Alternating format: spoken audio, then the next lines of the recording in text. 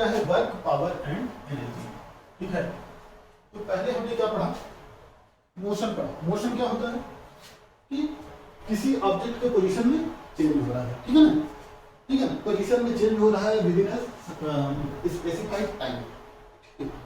कोई पॉइंट इस पॉइंट से इस पॉइंट पर जा रहा है, ठीक है ना, इसको तो जा रहा है, तो उसमें distance, displacement, acceleration, velocity, average velocity, ये सब हमने पढ़ा था। लेकिन ये सारी चीजें आई किस वजह से थी, फोर्स अप्लाई किया गया था उसमें, है ना, जब फोर्स अप्लाई किया गया तब उसके पोजीशन में चेंज हुआ, है ना, तब उसमें वेलोसिटी आई, स्पीड आया, डिस्प्लेसमेंट आया, है ना, एक्सेलरेशन आया, ठीक है ना।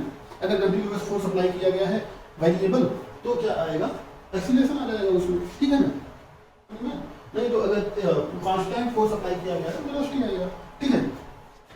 अच्छा, लेकिन फोर्स ऐसे ही नहीं आ जाता, ठीक है ना, अगर किसी पॉइंट पे हम फोर्स अप्लाई कर दिए तो वो फ्रिक्शन फोर्स से ज़्यादा होगा तभी उसमें मोशन आएगी, ठीक है ना, मतलब हमको इतना फ्रिक्शन फोर्स अप्लाई करना है जिससे कि वो फ्रिक्शन फोर्स से ज़्यादा हो तभी उसमें मोशन आएगा, है ना।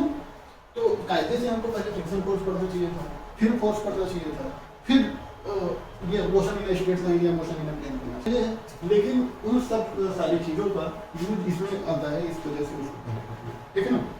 अच्छा, अब अगला टॉपिक क्या है, वर्क, पावर एंड एनर्जी, ठीक है। वर्क क्या होता है, पावर क्या होता है, एनर्जी क्या होता है। जैसे देखो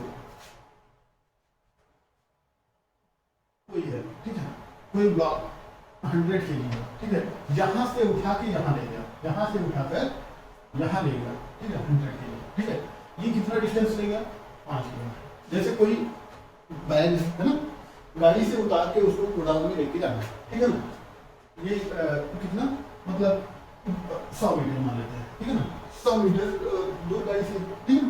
अब उसको क्या है, कार्य करना पड़ेगा, ये इस बैग को अपने पीठ पे लाद के, है ना, पीठ पे लाद के यहाँ से यहाँ तक करना है, ठीक है ना। तो क्या होगा, अपनी पीठ पे लादेगा, वैसे आदमी ये है, ठीक है,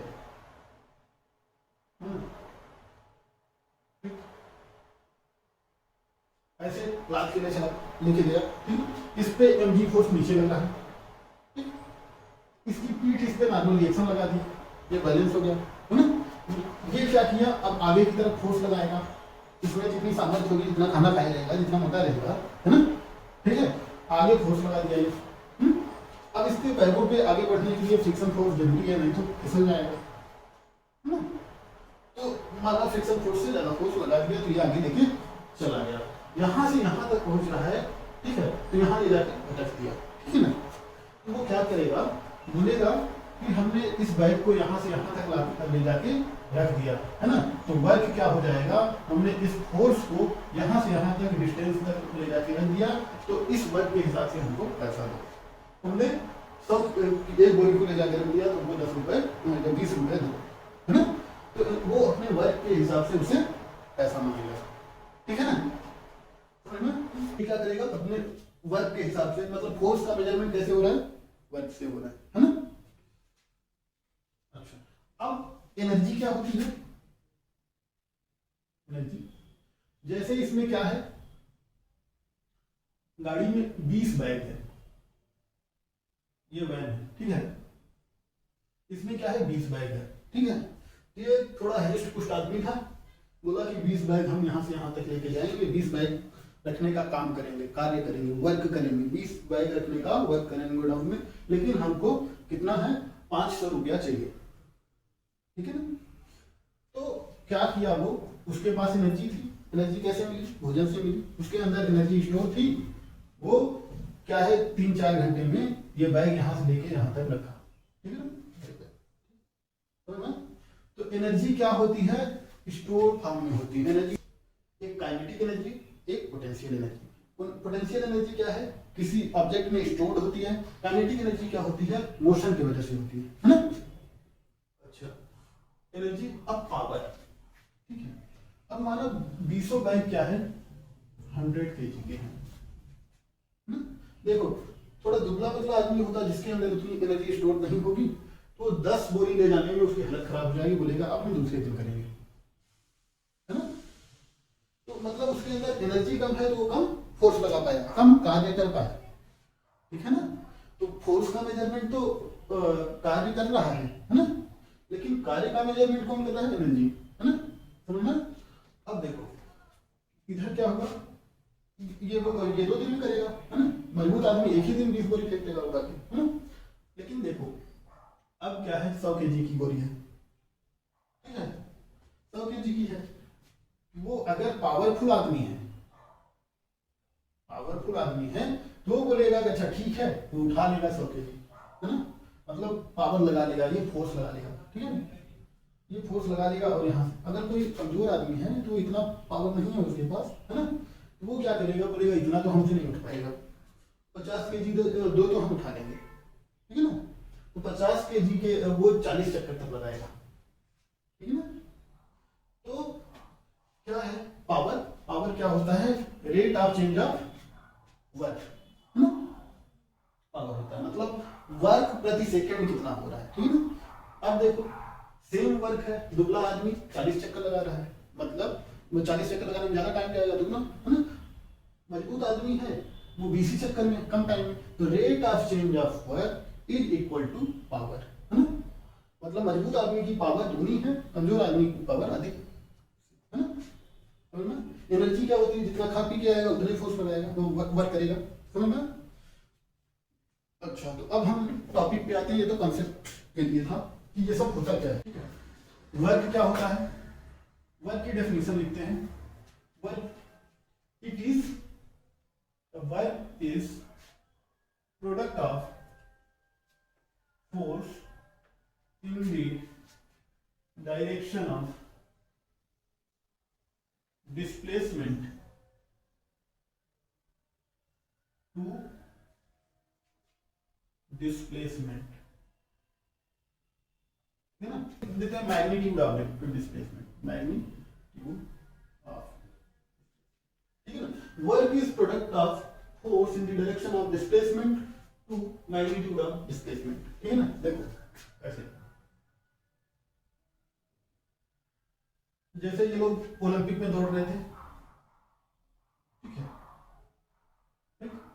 तो ओलंपिक में देखना वो लोग बैठ के उठते हैं, पहले बैठे रहेंगे फिर फोर्स लगाएंगे, है ना। तो मतलब फोर्स एकदम ऐसे लगना चाहिए, जिधर दौड़ना है जिधर उधर ही लगना चाहिए, है ना। अगर ये है ऐसे उछल के दौड़ो, है ना, ऊपर फोर्स लगाओ तब गड़बड़ है, तब पीछे रह जाओगे, है ना। हर जगह साइंस यूज करना पड़ता है। अगर ओलंपिक में मेडल जीतना है तो साइंस आनी चाहिए, फोर्स इस डायरेक्शन में ही लगना चाहिए, है ना। मतलब हमको पंजा रख के ऐसे आगे की तरफ धक्का देना है, ऐसे नहीं उछलते हुए चलना है, ठीक है ना। चाहे अपनी बॉडी का बैलेंस आगे मिले चाहे जैसे, लेकिन फोर्स का अल्टीमेट जो है इसी डायरेक्शन में लगना चाहिए, तभी हम वर्क ज्यादा कर पाएंगे, तभी कम टाइम में उस एनर्जी तक डेस्टिनेशन तक पहुंच पाएंगे, समझ में।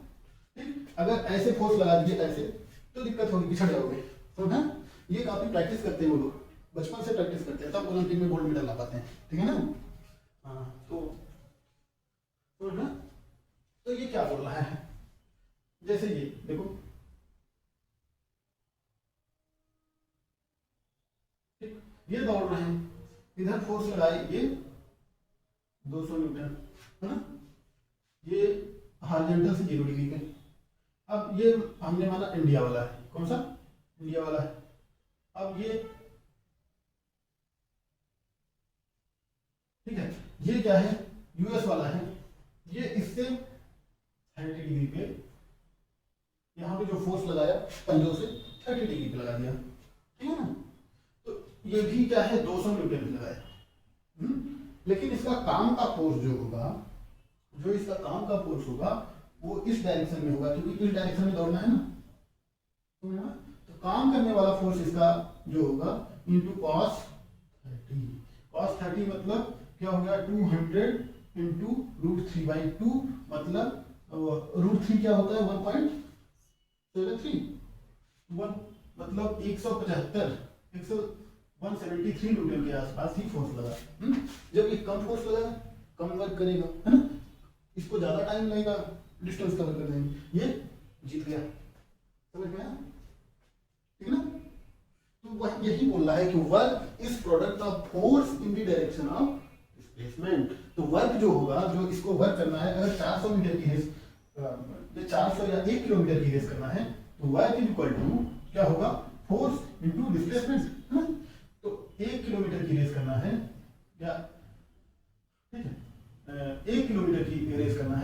क्या हो जाएगा, फोर्स 173, 1 किलोमीटर मतलब 1000 न्यूटन 10 टू द पावर 3, है ना, 1 किलोमीटर 1000 मीटर इतना जूल सर। इसका फोर्स वर्क कितना हो जाएगा, वर्क कितना करेगा ये, force into displacement 200 into 10 to the power 3, 2 into 10 to the power 5, देखो 1.73 रह जाएगा, तो ज़्यादा वर्क किया ना। तो फोर्स का वर्क क्या होता है कि मतलब सही दिशा में फोर्स लगा, समझ में आया, ठीक है ना, ठीक ना। तो पढ़ाई सही दिशा में करनी होती है तभी रिजल्ट मिलता है।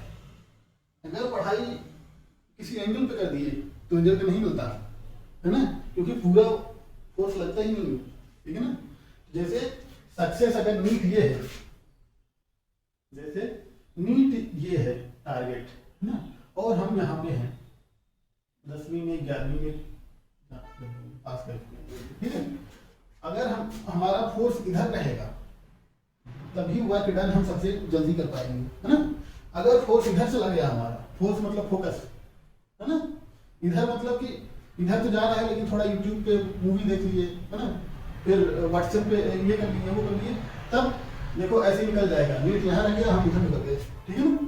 तो फोर्स वर्क डन के लिए फोर्स एकदम सही जगह लगना चाहिए, है ना, सही डायरेक्शन में, ठीक है ना, कोई दिक्कत नहीं। जैसे कोई ब्लॉक है, ठीक है, इसको खींच के ले जाना है, ठीक है ना, कहाँ ले जाना है, यहाँ तक ले जाना है, मतलब यहाँ से इसको यहाँ पे ले जाना है, डी डिस्टेंस ले जाना है, डी मतलब डिस्प्लेसमेंट, ठीक है, इसको यहाँ पर ले जाना है, ठीक है, ब्लॉक ए है, यहाँ तक ले जाना है, ठीक।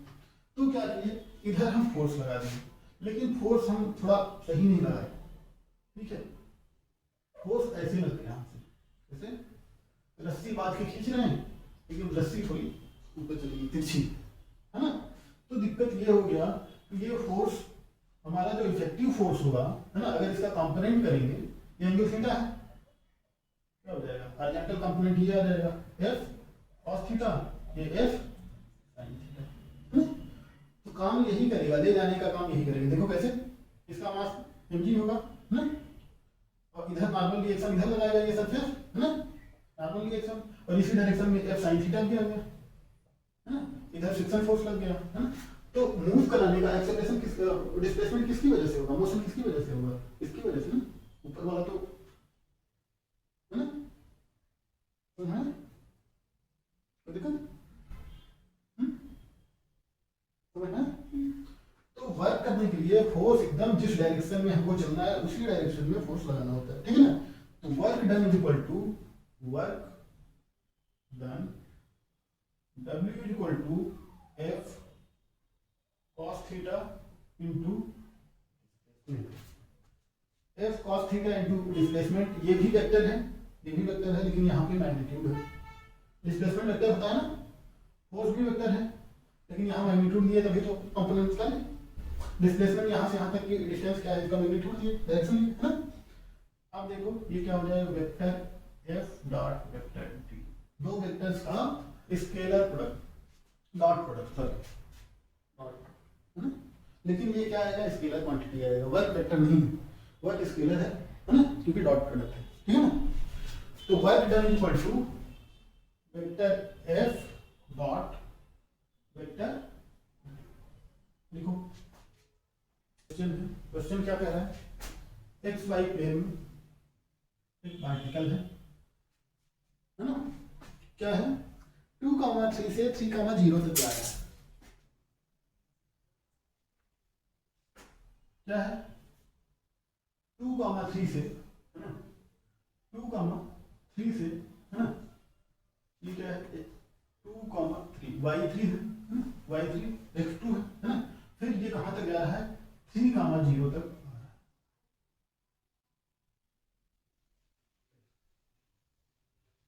ठीक, ये कहां से कहां तक जा रहा है 3,0, यहां से स्टार्ट होकर यहां तक आ रहा है, ठीक ना।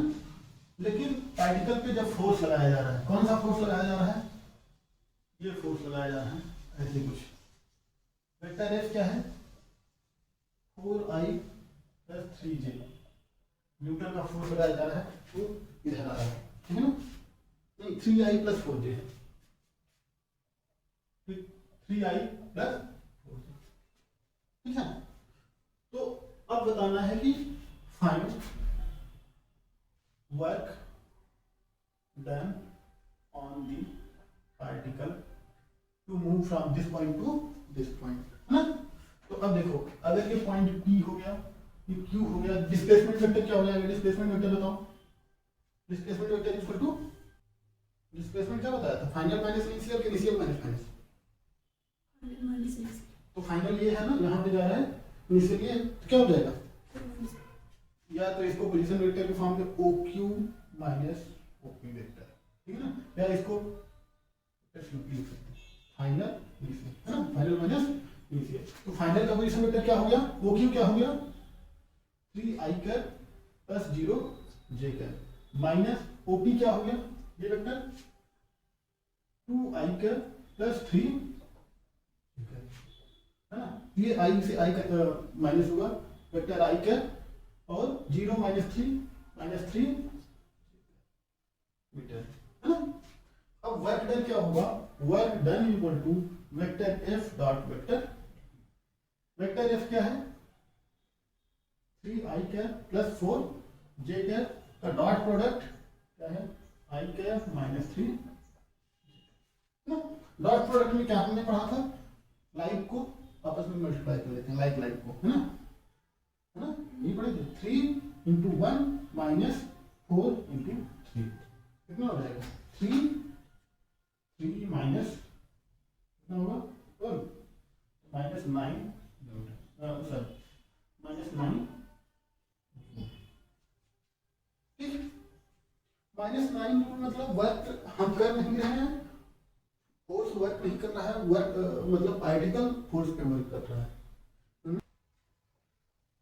तो वर्क क्या है, स्केलर क्वांटिटी है ना, वेक्टर तो है ही, डॉट प्रोडक्ट हमेशा स्केलर देता है, वर्क क्या है, work is a scalar quantity, ठीक है ना।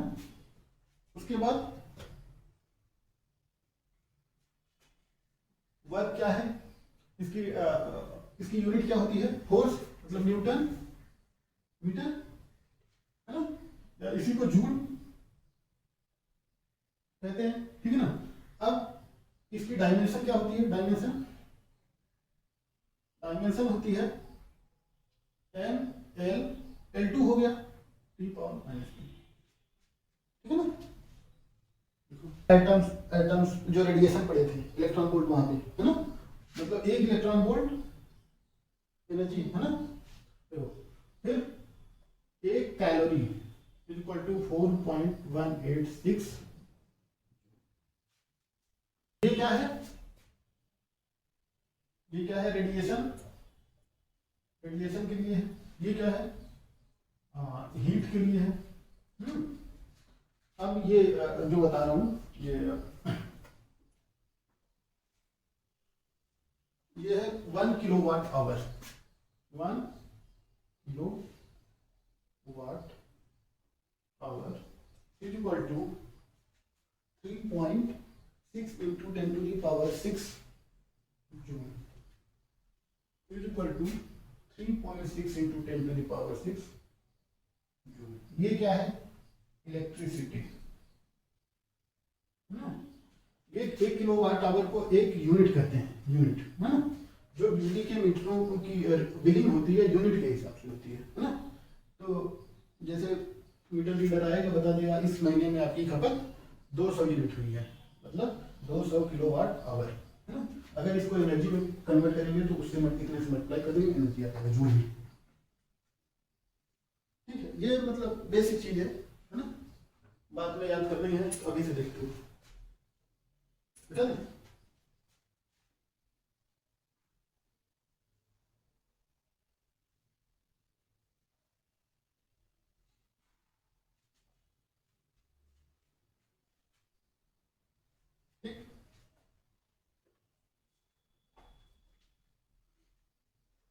अच्छा देखो, इनर्शियल फ्रेम ऑफ रेफरेंस पे पढ़ाया था, एक्स वाई अर्थ माना था, है ना। ये क्या था थी, ट्रेन थी यहाँ पे, ये क्या है, non inertial frame of reference, है ना। जब कोई आदमी यहाँ से कोई बॉक्स है, यहाँ पे कोई बॉक्स है, इधर फोर्स लगा के, है ना? आदमी है, कोई बच्चा है, कोई भी है, यहाँ से फोर्स लगा के बॉक्स ट्रेन में इधर लेके जाता है, ठीक है ना, इधर लेके जा रहा है, यहाँ से यहाँ लेके जा रहा है बॉक्स को, एक को, है, मतलब वो क्या है, वेक्टर डी डिस्टेंस लेके जा रहा है, डिस्प्लेसमेंट करा रहा है, ठीक है। तो फोर्स कितना लगा रहा है, वेक्टर एफ, इस डायरेक्शन में, इधर मूव कर रही है ना। तो देखो क्या हो जाएगा, अर्थ के रिस्पेक्ट में, ये क्या है, अर्थ है, ये है कोई दिक्कत। अब देखो ट्रेन का पोजीशन वेक्टर क्या है, ट्रेन का पोजीशन वेक्टर डी नॉट है, वेक्टर डी नॉट, ये क्या है, ट्रेन पोजीशन वेक्टर, ऐसे निकालेंगे थे ना उसमें, है ना। तो ट्रेन का पोजीशन वेक्टर, ट्रेन इधर से जा रही, इस मतलब ये डिस्प्लेसमेंट का पोजीशन वेक्टर ये ना, ये बढ़ती जाएगी, ये खिंचता जाएगा, लेकिन ये इसमें काम कर रहा है। तो अर्थ के रिस्पेक्ट में इसका पोजीशन वेक्टर क्या होगा, इसका पोजीशन वेक्टर अर्थ के रिस्पेक्ट में क्या होगा, ये तो ट्रेन के रिस्पेक्ट में था, अर्थ के रिस्पेक्ट में क्या हो गया, this vector plus this vector equal to this vector, है ना। तो क्या हो गया ये vector, vector D plus vector, ये हो गया। अब देखो ट्रेन के फ्रेम में या रिस्पेक्ट में, है ना,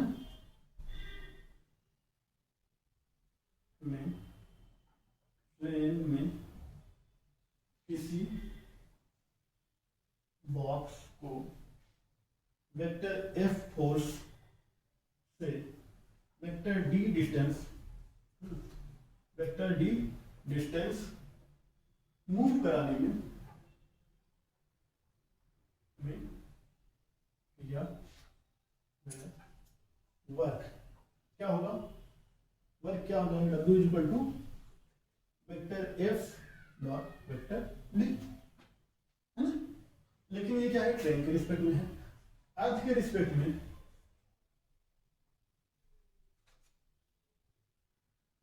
क्या हो जाएगा, वर्क डन क्या हो जाएगा, W equal to vector F dot, ये वेक्टर क्या था, vector D plus vector D naught था ना, है ना, ये हो जाएगा,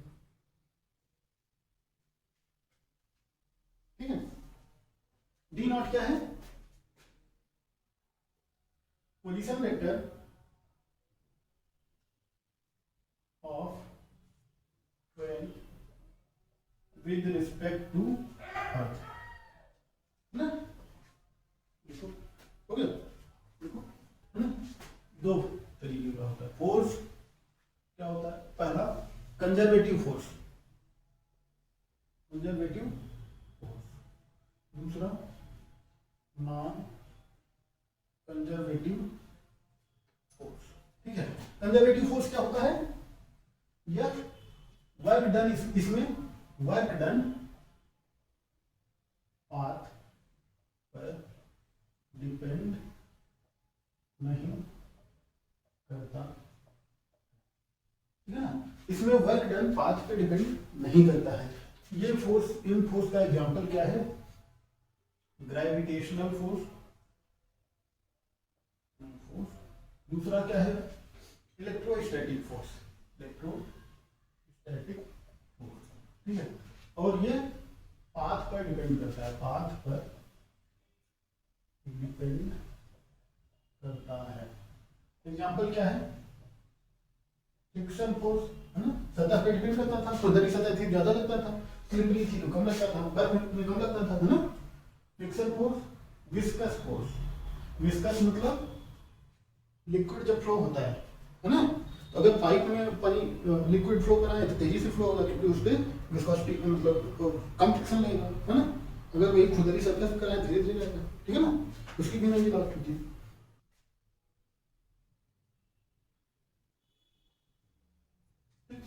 एनर्जी में क्या है, पहला kinetic energy, kinetic energy, kinetic energy क्या होती है, इसको कैसे लिखते हैं, इट इज दी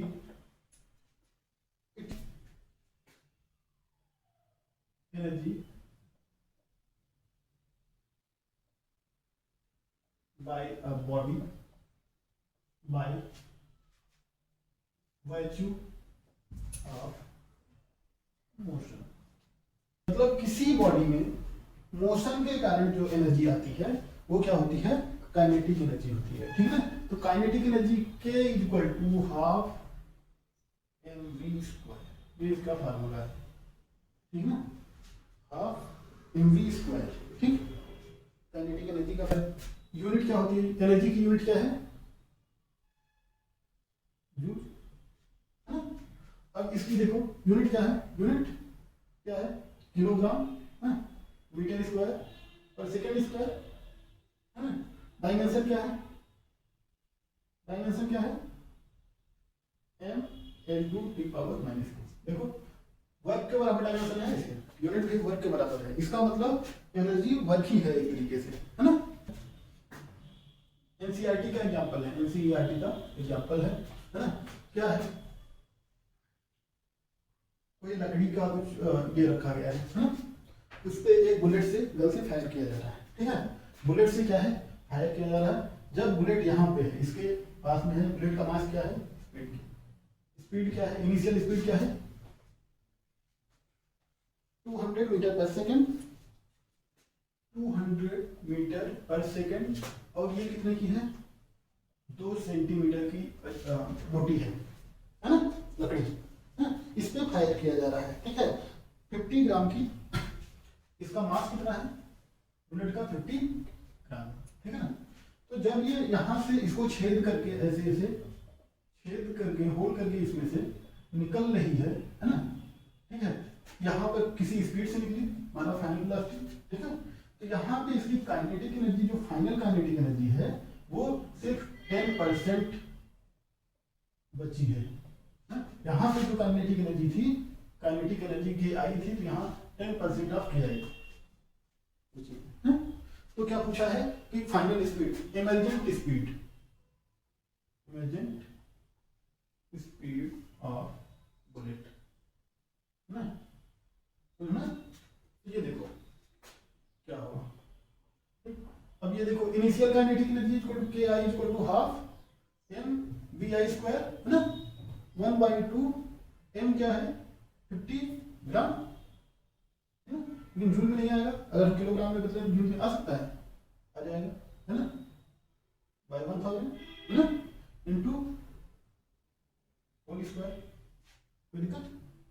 अब देखो 1/2 into 50 10 to the power 3, 4 into 10 to the power कितना हो गया, 2, 4 हो गया, 10 टू द पावर 2, है ना।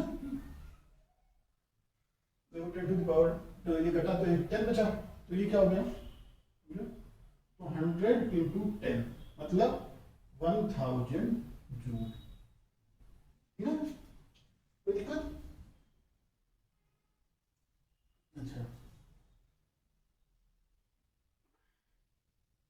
अब यहाँ पे फाइनल काइनेटिक एनर्जी क्या है, final kinetic energy is equal to 10% of initial kinetic energy, मतलब 10/100 इंटू परसेंट, मतलब 100 बाई, तो 100, कोई दिक्कत यहाँ तक।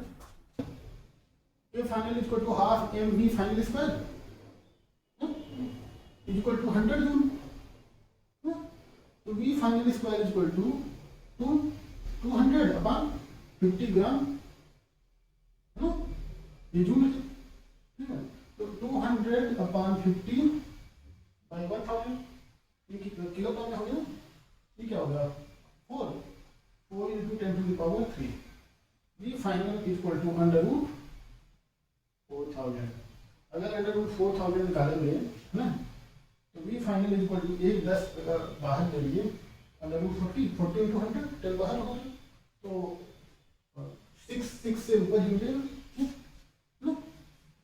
6 पॉइंट कुछ आएगा, ये क्या आ गया 10 इंटू 6.32 या 63.2 मीटर पर सेकेंड।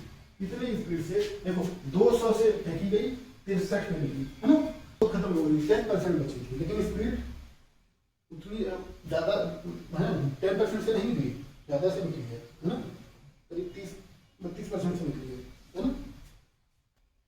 क्या बताया,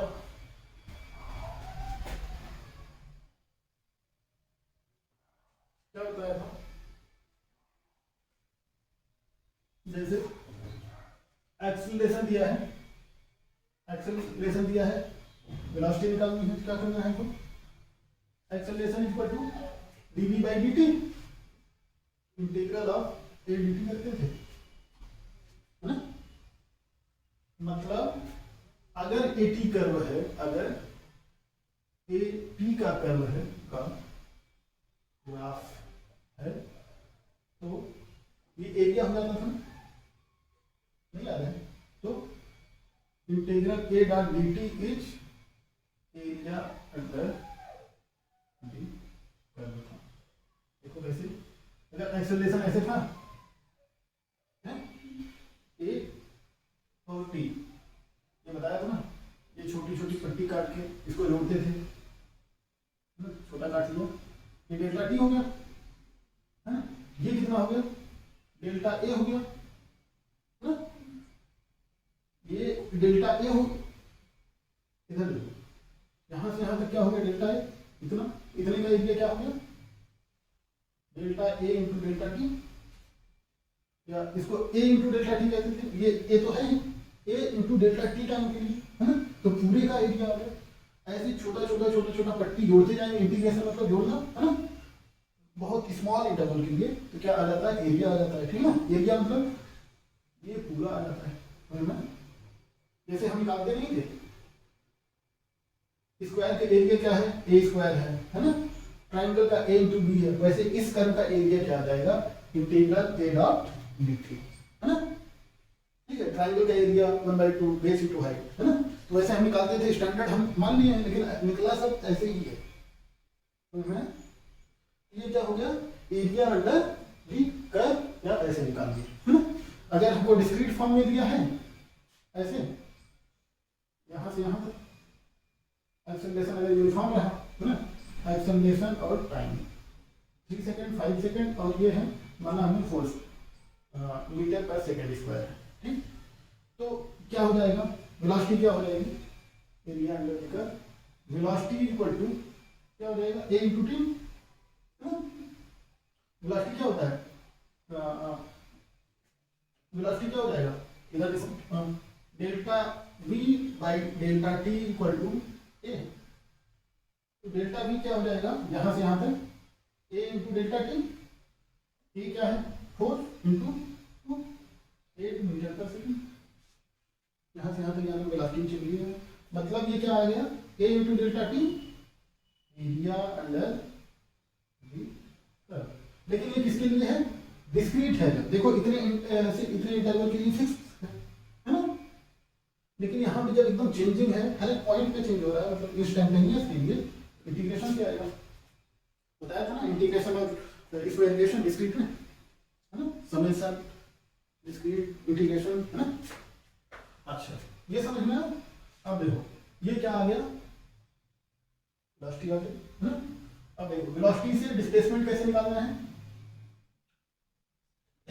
dx by dt is equal to v is equal to dx by dt, तो यहां से x निकालना है, क्या करेंगे क्या हो जाएगा v into dt बराबर dx, अगर इसको इंटीग्रेट करते हैं dx x हो जाएगा है ना, तो x is equal to integral v dot dt, मतलब अगर v और t है ना, वेलोसिटी और टाइम कर्व है, तो इंटीग्रल v डॉट dt क्या है एरिया अंडर डी कर्व है, समझ में, जो पहले बताया था फिर से लिख लो ना, तो ये देखो अगर ये है टाइम है वेलोसिटी है, अगर इंस्टेंटेनियस चेंज हो रही है वेलोसिटी है ना, और ये फॉर वेरी स्मॉल इंटरवल के लिए है ना, डेल्टा टी के लिए ये v है ना, v is function of T, v equal to 2t plus 3t square ऐसे कुछ ना,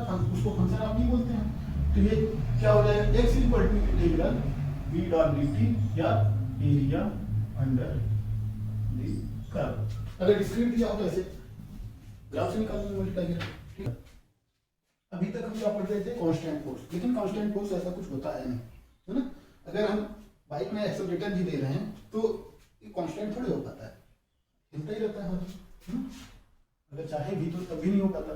तो वर्क डन बाय वेरिएबल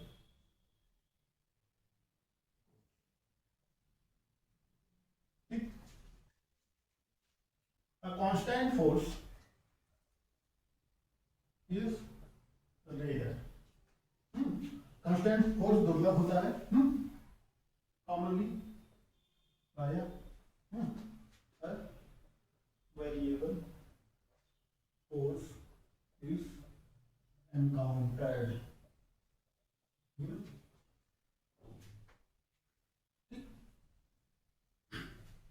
प्रायः commonly a variable force is encountered। देखो टाइम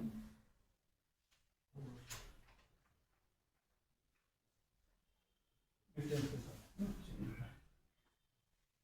x है ना, या डिस्प्लेसमेंट के साथ। तो कांस्टेंट फोर्स ऐसा होगा, डिस्टेंस के साथ कांस्टेंट ही रहेगा, लेकिन ऐसा कोई फोर्स तो बहुत मुश्किल होता है ना। तो वेरिएबल फोर्स क्या है, कि चेंज होता रहता है, हर एक पॉइंट पे ऐसे ऐसे चेंज होता रहता है ना, कैसे भी हो सकता है। एक हम केस माने ये कर्व फॉलो करता है ना, हर एक पॉइंट पे चेंज हो रहा है। तो यहाँ पे समेशन वो ये सब खेल हो गया, डिस्क्रीट वाला समेशन, है ना। अब यहाँ पे क्या आ जाएगा, इंटीग्रेशन, है ना। देखो अब अगर इसके ऐसे अगर ये डिस्क्रीट होता है ना, डिस्क्रीट होता तो ऐसे होता फोर्स, देखो अगर डिस्क्रीट होता तो देखो ऐसे होता,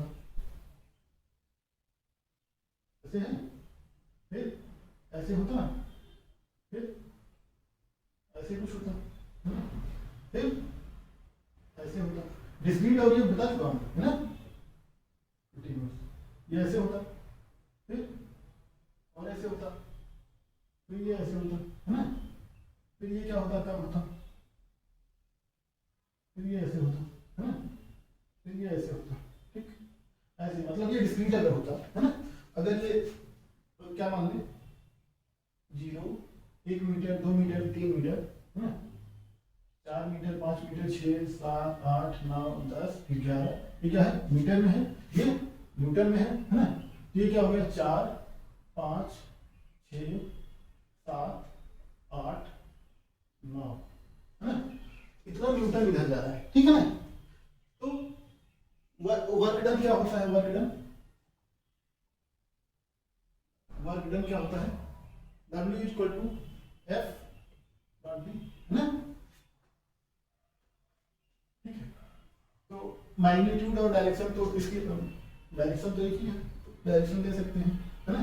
हमने माना कि फोर्स के डायरेक्शन में मतलब डिस्प्लेसमेंट के डायरेक्शन में फोर्स है, तो इसको F इंटू डी लिख दे, है ना। तो देखो delta F into delta x, ये फोर्स कितने टाइम के लिए लग रहा है, डेल्टा एक्स डिस्टेंस के लिए लग रहा है, फिर इतना फोर्स अगले डेल्टा एक्स के लिए लग रहा है, फिर इतना फोर्स अगले डेल्टा एक्स के लिए लग रहा है, फिर इतना, है ना, डिस्क्रीट है ये, है ना। डेल्टा डब्ल्यू फोर्स एक पे कितना लग रहा है, इतना लग रहा है, ठीक है। अब टोटल फोर्स क्या हो जाएगा, सॉरी टोटल वर्क डन क्या हो जाएगा, ये एफ एक्स का फंक्शन है, तो टोटल वर्क डन क्या हो जाएगा, समेशन, आप समेशन करते थे ना, समेशन क्या करते थे, आई इज इक्वल टू 0 से आई इज इक्वल टू 11 तक, है ना, delta W Y is equal to, ये क्या हो जाएगा, आई इक्वल टू 0 से आई इक्वल टू 11 तक F of x into delta of, है ना, ऐसे होता था।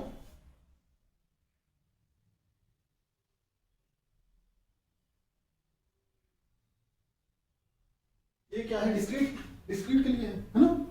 वर्क डन निकालेंगे, टोटल वर्क डन निकालेंगे, क्या हो जाएगा, हर एक पार्ट को जोड़ देंगे, 4 into 1 plus 6 into 1 plus 5 into 1 plus 6 into 1 plus 7 into 1 plus 8 into 1 plus 9 into 1 plus 9 into 1 plus 8 into 1 plus 7 into 1 plus 6 into 1 ऐसे कुछ है ना टोटल कर देंगे मतलब सबकी एरिया है ना सबकी एरिया निकाल देंगे तो ये वर्ग डन हो जाएगा ठीक है ना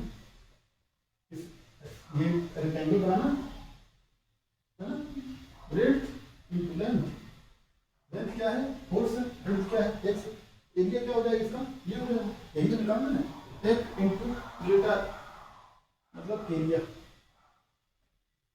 एरिया अंदर निकाल यही है ना क्या ये सब में इंटरवल 1 है ना 0 1 1 2 ये 3 4 भी हो सकता है हमने 1 माना है है ना डेल्टा x यही तो है 1 है 0 से 1 1 1 -3 2 -1 1 3 -2 1 4 -3 1 तो ये क्या आ गया एरिया अंडर दी कर्व मतलब अगर वर्क डन क्या हो जाएगा ये क्या हो गया कर्व ये जो फेवरेट पार्ट है ये वर्क डन देगा मतलब इसका एरिया क्या देगा वर्क डन देगा ठीक है ना मतलब कंटिन्यूअस फंक्शन डिस्क्रीट ना हो है 1 सेकंड या 2 सेकंड का गैप ना हो ठीक है f(x) का कर्व एकदम कंटिन्यूअस हो इंस्टेंटेनियस हो मतलब हर एक पॉइंट पे चेंज हो रहा है ना ऐसा फंक्शन वो कैसा फंक्शन था देखो वो ऐसा था ना ऐसा था फिर ऐसा था फिर ऐसा था है ना लेकिन ये जब एकदम कंटिन्यूअस हो हर एक पॉइंट पे चेंज हो रहा हो ऐसा कोई पॉइंट नहीं है जहाँ पे फोर्स की वैल्यू सेम है ना आगे पीछे जाने पे जरा सा भी चेंज हो रहा है ठीक है इसमें क्या हम मानेंगे इंटीग्रेशन करना होगा ना कंटिन्यूअस में तो हमने क्या माना हमने बहुत पतली पट्टी क्या है इसकी काटी है ठीक है बहुत पतली पट्टी करी है ठीक है अब देखो ये क्या है फेवरेट पार्ट है ठीक ये कितने डिस्टेंस के लिए है डिस्प्लेसमेंट कितना है dx है ना अब ये देखो कौन सा कर्व है ये f(x) तो इसका एरिया क्या हो जाएगा अगर वेरी स्मॉल डिस्टेंस इसके लिए हम वेरी स्मॉल ये ऐसे हो जाएगा रेक्टेंगल हो जाएगा ये क्या हो गया ये रेक्टेंगल हो गया ना क्या हो गया ऐसे है ये क्या है रेक्टेंगल है ना ठीक है ये क्या है f(x) है इधर ये f(x) है और ये क्या है dx बहुत स्मॉल इंटरवल है ना ठीक है तो पहले जो था W = summation of I = है ना मतलब इनिशियल मतलब x इनिशियल xi xf है ना f(x) डेल्टा x i था है ना फॉर वेरी स्मॉल इंटरवल ये क्या हो जाएगा work done limit delta x tending towards 0 summation of i xi xf fx delta x ठीक है ना इसको क्या लिख सकते हैं इंटीग्रल लिख सकते हैं fx dx x = xi to x sin ये क्या है इनिशियल पॉइंट है xi यहाँ पे गया ये एरिया कैसे निकला रेक्टेंगल का लेंथ टू विड्थ एरिया हो गया है ना ये क्या हो गया ये पूरा एरिया अंडर द कर्व को यहाँ से यहाँ तक जोड़ा जा रहा है इस छोटी छोटी एरिया को यहाँ से यहाँ तक जोड़ा जा रहा है इस पट्टी को यहाँ से यहाँ तक चलाया जा रहा है मतलब इस एरिया को इतना जोड़ा जा रहा है ना तो टोटल एरिया निकल आएगा एरिया अंडर द कर्व यही आता है ये देखो f(x) dx क्या है एरिया ऑफ रेक्टेंगल जो रेक्टेंगल निकाले फिर है ना तो W = area under the curve कौन सा कर्व है वही कर्व थोड़ी ना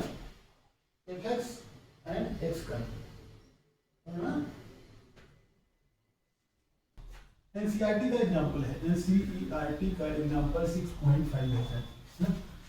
ये देखो फोर्स है, डिस्प्लेसमेंट के साथ फोर्स अप्लाई कर रही वुमन, कितना फोर्स अप्लाई कर रही, पहले कांस्टेंट फोर्स अप्लाई करी 10 मीटर तक, है ना। कितना न्यूटन फोर्स अप्लाई करी है, 100 न्यूटन ना, 100 न्यूटन, ठीक है। उसके बाद ये टायर्ड हो गई, थक गई, तो कम फोर्स अप्लाई करी, ठीक है ना, एनर्जी कम हो गई है ना, थक गई, हमारा एनर्जी कम हो गई उसकी, ठीक है।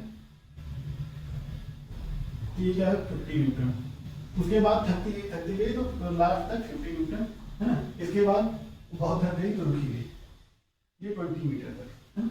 10 से 20 मीटर तक क्या करी वो, तो उसका फोर्स घटता है ना। तो ये क्या है, ये क्या हो गया, तो वर्क डन पूछा है, work done by woman. Work done क्या पढ़े थे अभी, work done equal to F delta X, अब समेशन लगाना पड़ेगा, है ना। या और क्या पढ़े, एरिया अंडर दी पढ़े ना। बस इस कर्व की एरिया निकालो, चाहे जैसे, अब देख लो हमारा मैथ कितना अच्छा है ना। इस कर्व की एरिया निकालो, कैसे निकालेंगे, ये क्या हो गया, एक रेक्टेंगल हो गया, ये एक ट्रायंगल हो गया, फिर ये एक रेक्टेंगल हो गया, है ना। 1 2 3, एरिया 1 क्या हो गया 100 इंटू 10, 1000 न्यूटन। एरिया 2 क्या हो गया, रेक्टेंगल का एरिया क्या होता है 1/2, रेक्टेंगल सॉरी ट्रायंगल का एरिया क्या होता है 1/2,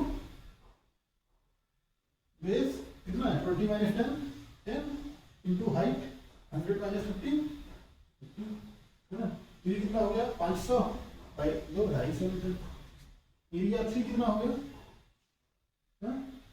ये रेक्टेंगल है तो 10 इंटू 50 तो 500 न्यूटन।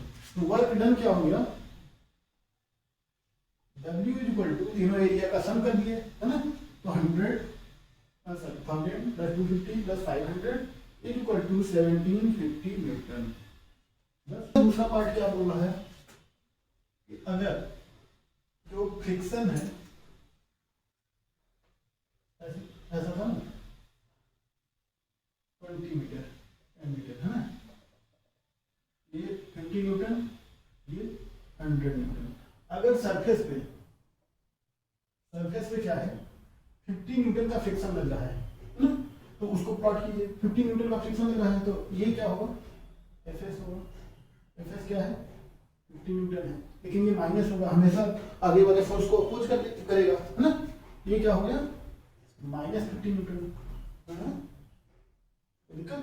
और ये हमेशा लगेगा, चाहे एक्सलेशन हो या रिटार्डेशन, हर जगह हमेशा लगेगा, है ना।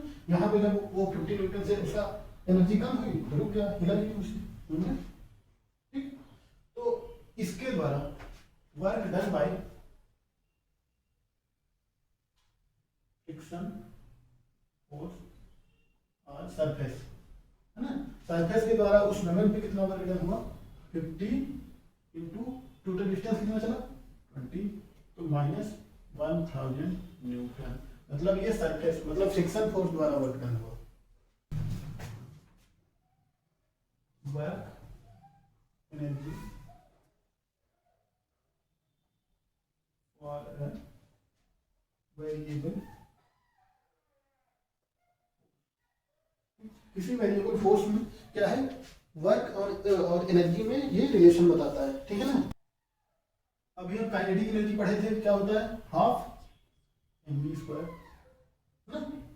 इसको क्या कर रहे हैं हम, इसको क्या कर रहे हैं दोनों साइड टाइम के रिस्पेक्ट में डिफरेंशिएट कर दे रहे हैं दोनों साइड, है ना। ये क्या हो गया dk/dt, ये क्या हो गया 1/2 d/dt, टाइम कांस्टेंट है बाहर आ गया, D K by D T equal to 1/2 m into 2v dv by D T, m बाहर हो गया है ना, 2v dv by D T, 2 से 2 कैंसिल है ना। अब ये क्या हो गया, D K by D T is equal to m into dv by D T, dv by D T क्या है, एक्सेलरेशन है, तो dk by D T is equal to, ये क्या हो गया, f equal to ma f हो गया, f इंटू v, अब इधर देखो dk by D T is equal to f into dx by D T, dt दोनों साइड कैंसिल हो गया है ना, dk is equal to f dx क्या है, वर्क है ना। इसको इंटीग्रेट कर दें, काइनेटिक एनर्जी कहाँ से कहाँ तक जा रही है, k इनिशियल से k फाइनल तक जा रही है, और ये x इनिशियल से x फाइनल तक जा रहा है, x इनिशियल से x, ठीक है ना। तो k f minus k i is equal to w, ये w था ना, पहले पढ़ चुके हैं, w वर्क, ये दोनों में रिलेशन आ गया, वर्क और एनर्जी में रिलेशन क्या है, final energy minus initial energy क्या होता है, वर्क होता है, ठीक है ना। सीआरटी का एग्जांपल 6.6 है, क्वेश्चन क्या कह रहा है, किसी पैच से कोई किसी ब्लॉक को ले जाया जा रहा है, ठीक है ना, ठीक है। इनिशियल में इसका मास क्या है और वेलोसिटी दिया हुआ है, मास 1 kg, वेलोसिटी कितना है 2 मीटर पर सेकंड, मास है 1 kg, वेलोसिटी 2 मीटर पर सेकंड, है ना, ठीक है। ये x इक्वल टू कितना है 0.1 से 2.1 मीटर तक, और ये रफ सरफेस है ना, कैसी सरफेस है, रफ सरफेस, जिधर रिटार्डेशन क्या लग रहा है, f फ्रिक्शन या retardation minus k by x इसमें लग रहा है, और इधर 0 लग रहा है ना, यहाँ पे रफ सरफेस है, इधर स्मूथ सरफेस है, ठीक है ना, इतना रिटार्डेशन लग रहा है, ठीक है, ठीक। तो k equal to 0.5, k equal to 0.5 joule, तो क्या पूछा है, फाइनल स्पीड बताइए और फाइनल काइनेटिक एनर्जी बताइए, यहाँ पे जब मिला यहाँ पे, तो k फाइनल बताइए क्या होगा, तो देखो इनिशियल काइनेटिक एनर्जी क्या होगी, k i equal to half mv square vi square, है ना, क्या हो गया 1/2 इंटू 1 इंटू 2 स्क्वायर, मतलब 2 से 2 कैसे, है ना। इनिशियल ये आ गया, इनिशियल कितना आ गया, अब देखो k final minus k initial equal to work done, work done क्या है, x equal to x initial से x फाइनल तक, है ना, f dx, है ना। तो ये क्या हो गया, work done equal to x equal to 0.1 से 2.1 तक माइनस k बाई x,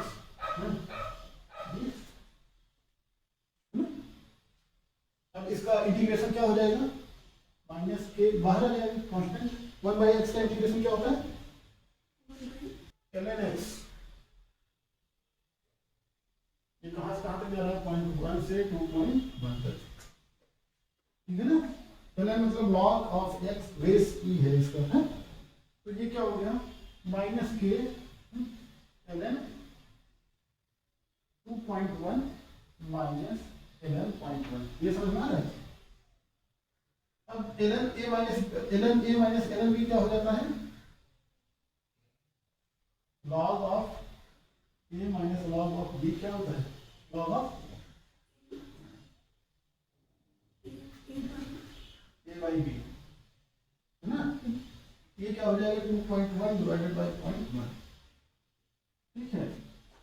तो यहाँ पे k final minus k initial is equal to क्या हो गया, माइनस k की वैल्यू कर दें 0.5, और ये क्या हो गया ln 21, पॉइंट से पॉइंट कैंसिल, है ना, 21, अरे नहीं ये 2.01 है, 2.01 है, 2.01 है ना, 2.01। अगर 2.01 था, ये 20.1 हो जाएगा। कितना? 20.1।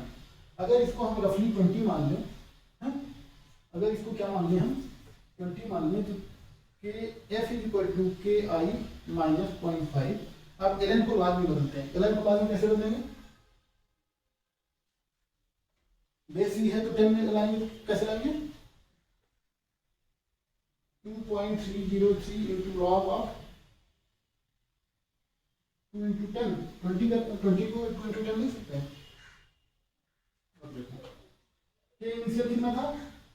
2 minus 0.5, 2.303 log of a into log of b, मतलब log of 2 base 10 minus log of 10 base 10 plus log of 10 base 10 1 हो जाएगा। Finally equal to 2 minus 0.5 into 2.303, हाँ, ln 2 log में 303 ऐसे कुछ होती है ना। तो अगर इसको ऐसे करेंगे तो ये कितना हो जाएगा? 1.3, तो इसको मल्टीप्लाई करेंगे तो ये लगभग कितना आएगा? देखो 2 माइनस ये लगभग 1.5 के आसपास आएगा, 1.5। तो ये फाइनल जो आएगी 0.5 फाइनल है। K final equal to half M V final square equal to 0.5 है ना। तो we final square equal to क्या होगा? 2 into 0.5 अपन m1 है ना। तो वी फाइनल इक्वल टू क्या होगा? Under root 1 equal to 1।